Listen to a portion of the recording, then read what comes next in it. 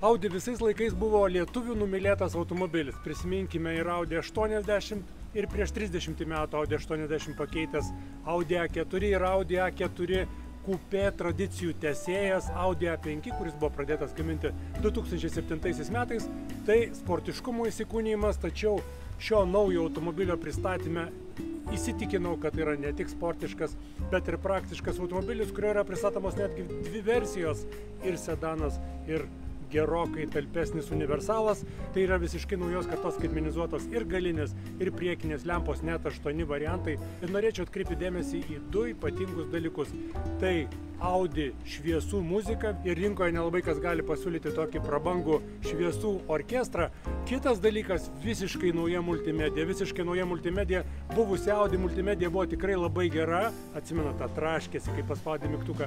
Tačiau čia mes turime 3 didelius ekranus. Atskirą ekraną turi netgi keleivis. Sėdami į automobilį išbandysime ne tik ekranus, ne tik šviesų muziką, bet ir be abejo naują variklių gamą ir važiuoklę. Anksčiau būdavo didelis automobilio privalumas, jeigu atidarai dureles ir, tarkim, Audi ar kažkoks kitas pavadinimas šviečia ant asfalto naktį. Kitas didelis technologinis pasiekimas buvo žibintų piešinys atsispindintis ant sienos. Bet dabar pakalbėkime apie visiškai naujas technologijas ir naują matematiką.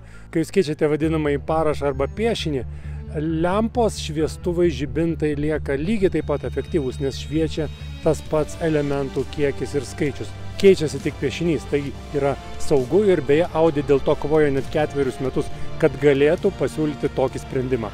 Tai gerai, pradedam maloniausią dalį, užteks kalbėti, reikia važiuoti kalnų keliais ir ką aš galėčiau pasakyti apie Audi, nežinau, ar aš esu keistoko sudėjimo vairuotojas, bet kai atsisėdu į Audi, man ir vairas, ir sėdynės, ir veidrodėliai yra labai ergonomiškai išdėstyti ir ypatingai dabar su nauja multimedija važiuoti tikrai patogu. Audi išlaiko tą savo DNR, kurį ir turėjo ta pati Audi 80, Audi A4 ir dabar Audi A5.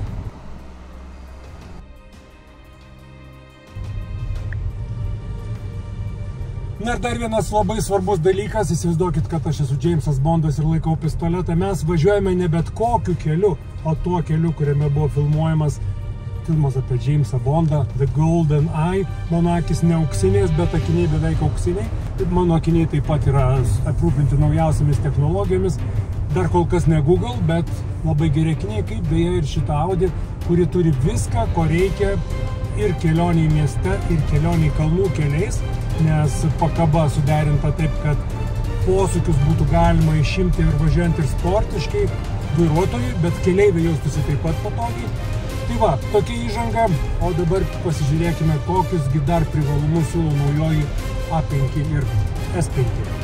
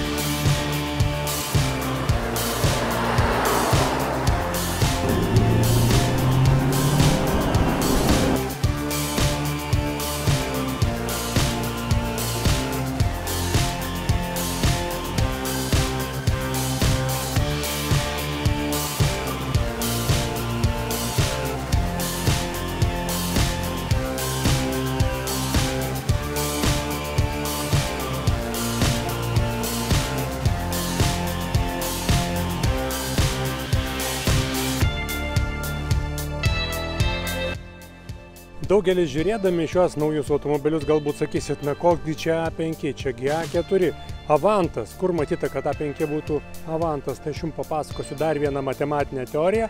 4 kartais yra lygu 5. Iš tikrųjų, Audi keičia modelių pavadinimus ir skaičius 4 nuo šiol yra skirtas elektromobiliams, pavyzdžiui, Q4 e-tron, o 5 yra skirtas automobiliams su vidaus degimo varikliais arba mild hybrid varikliais, švelniaisiais hibridais, koks ir yra taip pat A5 ir S5.